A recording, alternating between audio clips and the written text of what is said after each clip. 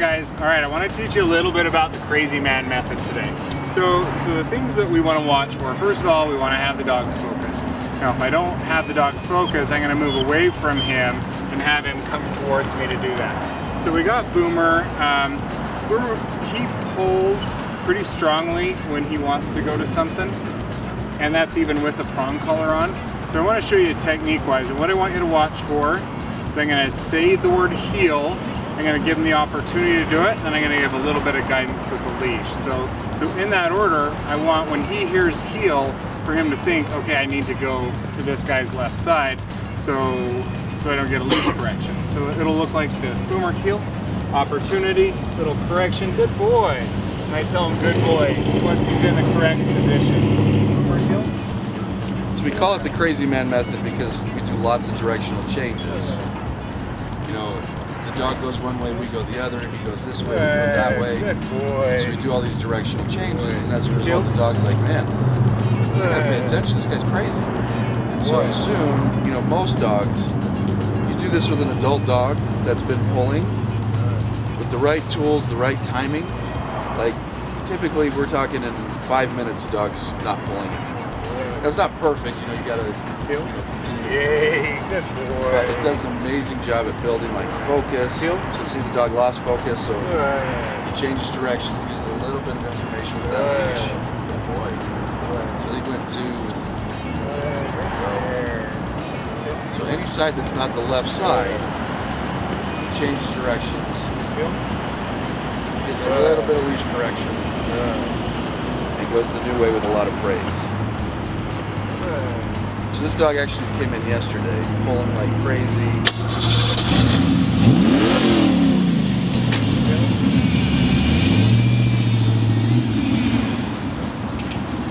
See, every time he loses focus, a little bit of. Now, what we're always preaching to people about this one is you want to make sure that it's just a tug and release. What a lot of people end up doing is they keep too much tension on the leash and they're just kind of dragging the dog around. And in doing that, the dog's not really making any choices. Whereas here, the leash is loose 99% of the time. It's only tight for that split second. And so it puts the dog in a position where he gets to choose where he's going to be. And if he chooses right, it feels awesome. If he chooses wrong, we're not mad. We just kind of help him through it and help him realize how to make the right choice and how to gravitate towards that. That's very intimate. The goatee. I just put peanut butter on the beard before the training session. That's a good idea. It's a trade secret. I don't have a goatee. Can I just put it on my chin? Now you have yeah, you can. You have inspiration though to grow one. Rub it on my chest a little bit. You have to get down further though with the chest. That's true. Yeah. Heel. Good boy. The neat thing about a dog like this is he's a big dude, but he's actually pretty sensitive. And so with the right tool, so we use, you know, the prong collar, and I always joke that it looks nasty, but it's actually quite a humane tool.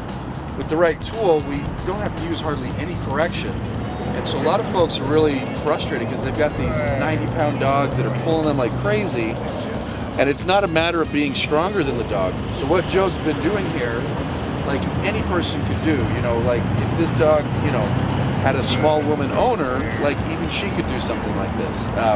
It doesn't require strength to do this. It requires timing, it requires angles, it requires the right leverage and the right tool. Okay, good. So he kind of beat the correction right there. So as I given him an opportunity, I said heel, and then pulled, and before the leash got a chance to come tight, he was already in position. Good. Heel. Good boy. Heel. Good. Good boy. Good boy. Heel. This is often one of the first things that we do with a new dog because it does a lot for bonding. You can see in just a few minutes how much he's focusing on Joe and looking up to him and tail wagging and like, oh, I'm supposed to be following you. That's a good thing. And just about all of his leash pulling's gone. Now, like I say, it's not perfect. If we were to like, good boy, if we were to like go in a straight line for 100 yards, we'd probably find that you get 10 yards in, and he's going to start wanting to pull. So we would just make a directional change at that point, a little crazy man method. And then another 10 yards, the same thing. But right now, we're doing like, you know, here in this 20 foot by 20 foot area is all we're doing, and lots of directional changes, and that does a lot for building that focus. So you see something's really distracting him. You don't have to use a lot of correction, just a little bit here with the right, there we go, right leverage, and that's really what it takes. Good boy. He'll pick this up pretty quick, huh? Yeah, he'll be an easy train.